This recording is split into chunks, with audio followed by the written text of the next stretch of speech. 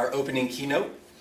Kerri McGovern is the Senior Director, Membership at Association of Corporate Counsel. Kerri is a high-energy, communicative leader who has accomplished big ideas with focused strategy and collaboration.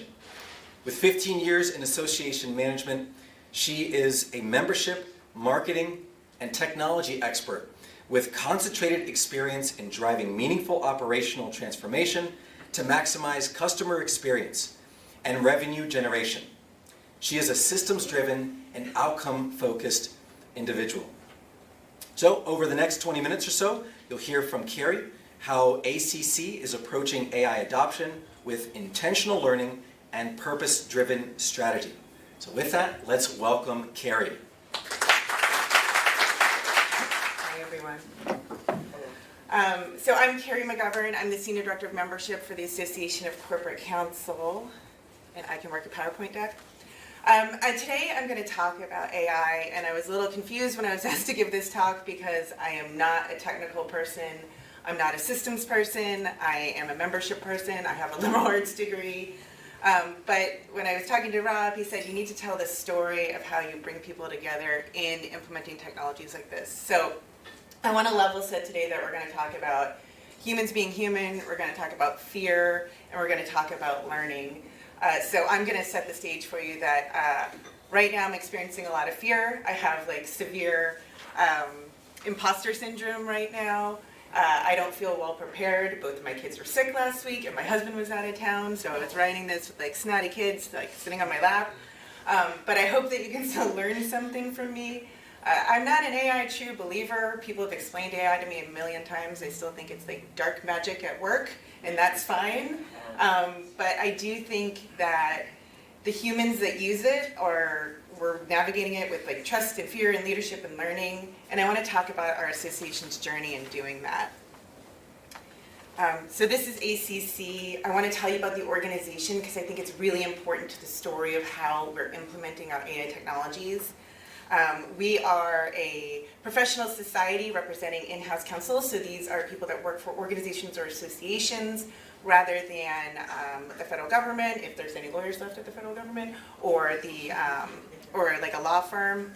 I would be derelict in my duties as a membership director to say if anyone has an in-house legal team or a general counsel, please send them my way, and I'm happy to give them the friends and family discount on membership.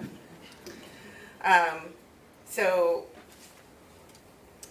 I want to talk about the culture at ACC too. We are innovative. We like first-to-market strategies. We like fail-fast strategies. We like to play and have fun at work. We all get along. We have a culture of kind transparency and accountability and honesty. And we like to be leading edge. We like to, oh no, go. There it is. Clearly AI did not help me with my PowerPoint presentation. We're a very data-driven organization, and we're pretty tech-savvy. We've been using AI for a while, long-time customers of Raza.io for our AI-powered newsletter. I mean, frankly, send time optimization is AI. But when ChatGPT hit the market broadly, it really changed the conversation about what AI was. And a little bit sensationalized, I think, and grand promises were being made about what it could do, both for good and evil, and it was a bit of the Wild West. As I mentioned, I work for an association of lawyers, staffed by lawyers, and lawyers love to lawyer.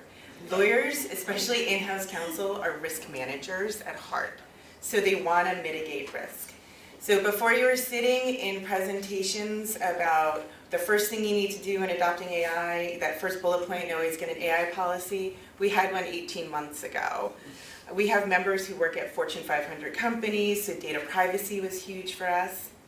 We were worried about IP, we're worried about PII, we're worried about proprietary information like our unaudited financials.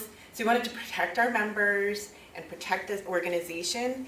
And the good intention of this was to give staff guardrails for experimentation. Now, I want to note that when this AI policy was presented at an all-staff meeting to much fanfare, it was when there was this deep fake mania in the news, right? It was like the day before. It was like AI has interviewed and like been given a job offer at a major tech firm. So the lawyers, as risk managers, identified this risk and was talking about it a lot in their presentation. And it was like akin to having someone like watch Jaws and then taking them to the beach for the first time the next day. Except like the shark was ChatGPT and like the chum was our member data. I did ask ChatGPT to name this and this movie, and my favorite one was unsanctioned input. The corporate finance has teeth. So instead of like intentionally arming staff with guidance on how to use AI, it sort of had an unintentional chilling effect. So that balance between innovation and risk management tipped too far in one direction. As our staff needs exposure to AI platforms, especially as they're evolving so quickly so that they can make good decisions when they're using them. And it was really important to our leadership that our staff was learning and using AI. And it's not just upskilling. I don't think upskilling is the right word. I think it's retooling of our entire operations. So we're a staff of about 80 around the globe. Most of them are headquartered here in Washington, D.C. So about 20 were selected to be on this AI working group. So this group is both longitudinal and latitudinal. And that's very purposeful because every functional business unit of your organization is going to use a different tool for a different purpose or use the same tool for a different purpose. And across the positions, you're going to see a variety of knowledge, skills, and abilities in how people are going to do their work using these tools. So a coordinator might be looking for efficiency, while a membership director might be looking for a level of analysis. There's also different levels of access to information. Some people might not have access to PII or unaudited financials, while others do. So we really want to get a broad spectrum across the entire organization. And I think it speaks to that. In the normal association sort of paradigm, each department, each business unit owns its technology, right? Membership owns our CRM, our database. Our finance department owns the accounting system. But AI is an overlay. It sits on top of every job function. So you don't have the luxury of saying that's not for me or that's just an IT thing. Because it's going to start to be built in every system that we're using anyway. Any guesses? Oh, I advanced my slide too fast. Okay. Spoiler alert. They put HR and IT in charge of this project, which is very interesting to me, and at first caused some consternation. But I think there's two really important reasons. It's because we're dealing with people and we're dealing with technology, and that has a lot to do with budget. So on the IT side, someone has to be holistically looking at our systems from like a very broad 30,000-foot view perspective, and someone's going to have to pay for it. Right? And that's not my budget line. So thank you, IT, for your dollars. The other thing is HR. So is anyone already putting like AI literacy in their job descriptions in their organization? Yeah. KSAs are going to change. We also need to train staff. So who's going to be in charge and budgeted for staff training on these things? So once we had the leadership in place, we started talking about what is this group supposed to do? We split into 3 groups. The first one was like a pulse check. So we sent out a survey. We're like, okay, how are you using AI? Why are you using AI? How do you feel about AI? The second group wanted to look at like what tools is everyone using. 1, because we want to see, do we want to invest in an enterprise version of any of these? But 2, like we wanted to make sure everyone was like coloring within the lines in our AI policy. And then the third one was, what training do you need? I sat through 1,000 of these like webinars, whatever, where someone's trying to explain to me LLMs and RAG, and I don't care. What came out was like prompt engineering. Really, they wanted like functional skills and what they needed to do. So, like this group in practice was seeking to balance the risk of innovation versus the risk of risk management, and like finding the right balance. And our balance might be different than your organization's. We had to find the right balance for ACC. And some of that is fear, right? Like risk is fear. And fear is funny, fear is very human. We have to meet people in their humanity.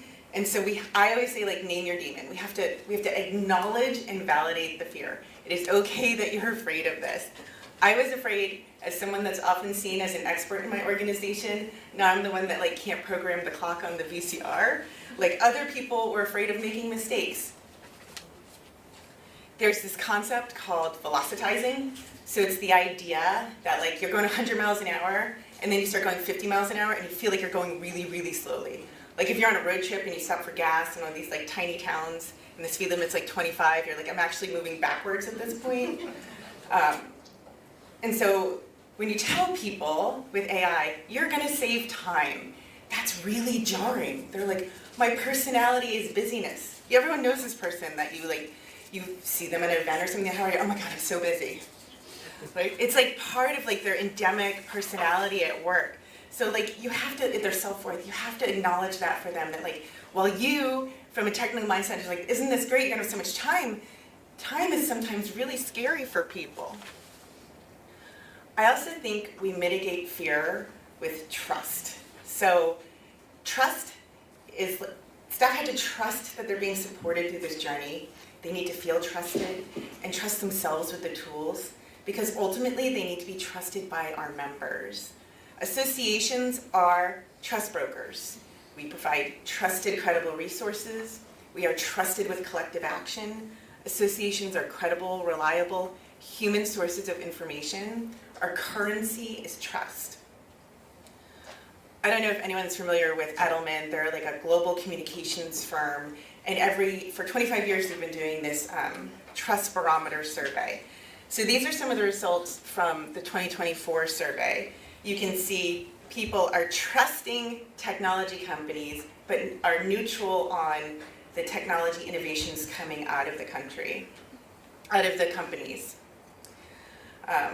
In that same study, they were looking at innovation. So again, you can see people are still very neutral about innovation in AI, not quite ready to commit. In 2025, they actually named the study Trust in Crisis of Grievance. So grievance to them is defined as a belief that government and business makes lives harder and serves narrow interests, and that wealthy people benefit unfairly from the system. That sounds a lot like fear to me. And if you look at this through an association lens, on the staff level, without trust, psychological safety, there's a higher level of grievance. So we've all worked at a place where people are paranoid and backstabbing, and that's not a place where you can have a culture of innovation. The same goes for our members. Associations are communities of people. We were just talking at our table earlier. It's so easy right now competitors are popping up all the time in our space, because all you need is a website and AI generating content. So what's our differentiator anymore? It's people. We have a long history of expertise. AI isn't replacing our expertise, it's enhancing it. And we need to ensure that when we move forward with these technologies, we're doing it with transparency, accountability, and humanity. So why are you going to use AI? You need to know it, and you need to be able to explain it. I like to develop like an external and an internal litmus test. I like a 3 questions test. We do this when we do membership eligibility in our organization. These aren't the questions we use. These are questions that I would like to use. But, does it solve a problem? Does it meaningfully impact efficiency, insight, and scale? And what will success look like? And at Amazon, they do this thing where they write the press release first before they start developing a product. So what do you want people to say about your product before you start building it, so you know what you're building towards? I also like the ask why 5 times method. You've ever been a parent of a toddler, you know this like really deep to the core of your self-worth when it happens, but it also is like a lot of insight into it, like if you're making good decisions for the organization. So where is ACC now? We're using it, we're getting better at it. I think we all have our favorites. Some successes has been we launched a chapter in Portugal, and we were able to use DeepL to do translation on a lot of our non-technical, non-legal documentation. We also had, as we are trying to respond to all of the executive orders coming out of the administration, We have to churn content really, really quickly. And our research team went into, I think they used Gemini, and said, scan every single law firm blog on what's going on with sanctions and give me a summary and who the law firms are. So we could take that within 20 minutes. We were on the phone with some of our law firm sponsors getting speakers for a panel. So these like quick wins help people say, here's an excellent use case where people did a good job, they saved time, and you're not feeling that velocitizing at all. We're budgeting for enterprise versions of certain systems so we can experiment more. And this group had been operating for about 9 months when, at a recent board meeting in March, the board set up an AI task force. So they want to go to market in the next 6 months with a resource center that establishes ACC as the leading authority for resources for in-house counsel on AI, equipping members with tools and knowledge, and our staff is ready because we did this work in the working group. People are all speaking the same language, they know how to execute on it, and they can quickly bring this board task force to its intended vision. So did you learn anything from me? Probably not. I talk really fast and I'm very nervous. But like, acknowledge fear, build trust, know your whys, quick wins. I think acknowledging transparency, accountability, and humanity. And thank you. I'm not an expert, but I'm here to learn and would love to learn more from you. Thanks.